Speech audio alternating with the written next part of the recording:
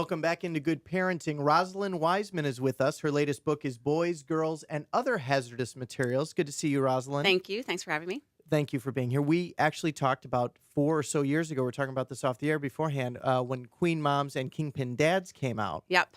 And that's I was where here. we started chatting back then. That was a long time ago. And so before we get into the new book, because it's a novel, and I'm very curious as to why you decided now to write a novel, but let's go back to the beginning when you first wrote the first book. Oh, the first Queen Bees book? Queen Bees book, the big one, Queen Bees Wannabees. The book that never stops going. Yeah, and it's still going strong now, Yes. right? It is. So what was that like to go from writing that book to it becoming what it has become today? Well, when I wrote Queen Bees, I was basically a teacher. I wasn't teaching like English or math, but I was teaching basically social justice and bullying and prevention and things like that in classes. I've been talking about it for these issues for a while, for like 8 years, and people were interested, but it wasn't this phenomena. And as soon as Queen Bees came out, it really was like my life changed, and it became this thing where everybody was like, "Oh, well, of course." And there were a couple, and this is even before Mean Girls came out or anything like that. And there are a couple of things that I was glad, in some ways, of course, that the issue was getting a lot of attention. But there were 2 things that I didn't like about it. One was that it also made some people be able to dismiss girls even more, which is totally antithetical to every reason I work and what I do, and the importance of the issues that I thought I was talking about. And it also completely forgot about boys.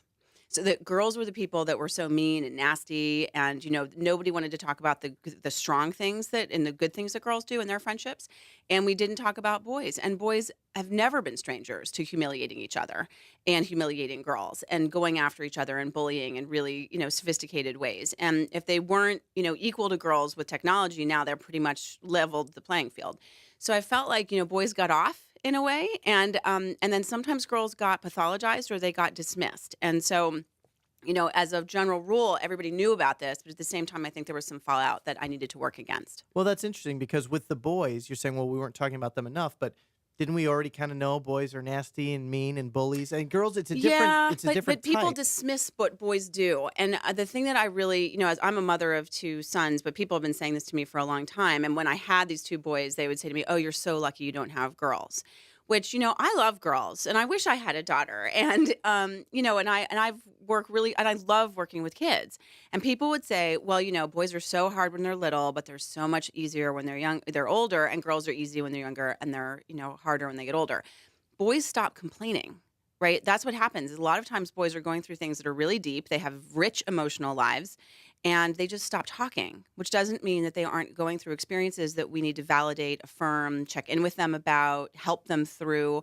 And so there are so many boys who just say there's no point, because what boys will do is they'll say, "It's fine, don't worry about it," right? And they could have gotten a paper cut on their thumb, or like their dad and mom could be having serious problems, and their big brother could be treating them horribly, or somebody's sticking them with a pencil on the way home from the bus, and they're going to say, "Don't worry about it." So all these stories of boys don't get recognized. Why is this voice working for you for these kids, these almost in high school to just getting in high school kids? I mean, Yeah. you're like John Hughes was the high school now. Rosalind Wiseman is the almost in high school super voice. scary. Well, I can easily put myself in that mindset of a horrible insecurity. It sounds like you can. You Yeah. can really go back to this. This is still pretty fresh. No, because I'm with kids all the time, and I love working with teenagers. There's nobody I prefer working with than But teenagers. there's a million teachers that are with kids all the time. But why are you relating so well to them? I don't know. You'd have to ask. I mean, the things that some of the students that I work with, they will say, "She sounds like us. She's, but at the same time, I'm pretty clear. I am clear and comfortable with being an adult, because I respect, it's a good question. There's lots of wonderful teachers out there. I just think that what they do is important, and I really respect the experiences that they have. I think they're funny. I love being challenged by them. I love it. They ask me the best questions. The best blogging questions I've gotten this time around have been from teenagers, by far. And I actually, frankly, wasn't surprised. And I don't know, they just really, it's where I feel my comfort zone. And I also that feeling of being overwhelmed, not knowing what to do, feeling that people are watching you, but of course they're not, right? But then sometimes they are, because it's all blasted over the internet. But that feeling, I can just get there pretty fast. I don't know. I mean, I think, I mean, I am. I'm going to write the second year of Charlie's life. Hmm.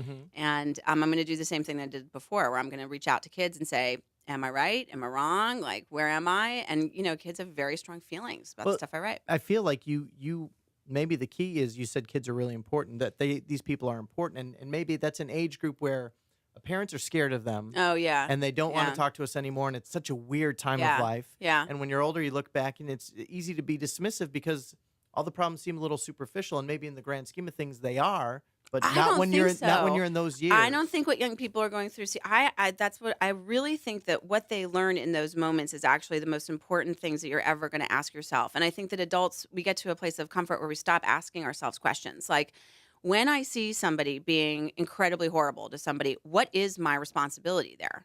And if I have a really good friend who's like binge drinking or having an eating disorder or is like seriously in need of help, how am I going to talk to that Right. person? Kids are constantly having to ask themselves questions like that. And I think that as adults that we get so comfortable with not doing that, that we stop asking ourselves really important questions like that. So I actually think that the things that kids go through is probably the most important you're ever going to go through. The latest book is Boys, Girls, and Other Hazardous Materials. Rosalind Wiseman, thank you so much for Oh, being my here. pleasure. My pleasure.